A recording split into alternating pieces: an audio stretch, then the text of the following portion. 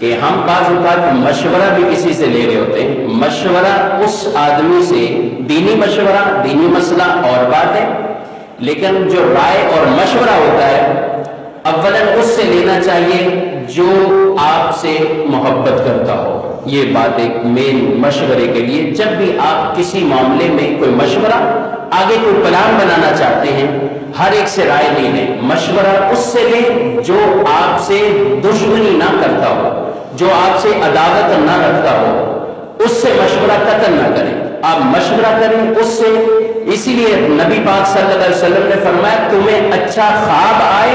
تو ہر ایک کو بیان نہ کرو، صرف اسے بیان کرو کہ تم سے محبت کرتا ہو،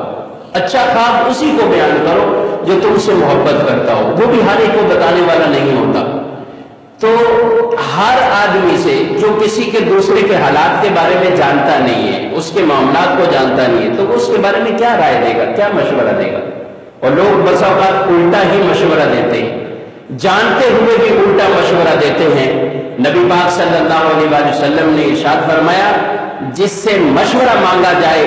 وہ امین ہوتا ہے، اگر وہ غلط مشورہ جان بوجھ کر دے تو وہ خیانت والا بن جاتا ہے، خیانت کا گناہ اس کو ملتا ہے۔ جان بوجھ کر ہاں اس کو پھنسا دیتے ہیں، ٹھیک ہے بھائی ہاں یہ دکان لے لو، ہو جائے گا تمہارا کام، یوں ہو جائے گا، وہ جانتا ہے اس کو کہ یہ معاملہ اس کے ساتھ اچھا نہیں ہوگا، یہ ڈیل اس کے ساتھ اچھی نہیں ہوگی، لیکن اس کو پھنسا دیا دوسرے آدمی نے۔ مشورہ مانگا ہے، اچھی رائے دیں، اچھا مشورہ اس کو دیں،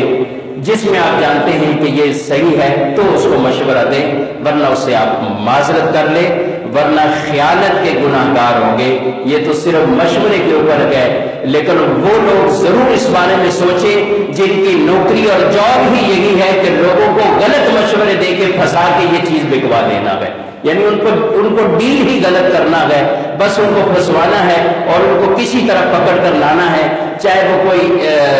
اسٹیٹ ایجنسی کا کام کرتا ہو، چاہے وہ کوئی عام بروکری کا کام کرتا ہو، کوئی بھی کمیشن پہ کام کرتا ہو، کسی حکیم یا ڈاکٹر کے پاس ہو، کسی لیبارٹری والے کے پاس ہو، کسی طرح بھی ہو، وہ لوگوں کو گھیر کر غلط مشورے دے کر اور ان سے صرف پیسے بنانے کے لیے اس کا کام یہ ہے کہ کچھ اپنے دکانداروں مالکوں کا کام بن جائے، کچھ میرا بن جائے، تو یہ تو سخت اس کے غلط کام ہیں اور حرام اس طرح کی نوکریاں ہیں۔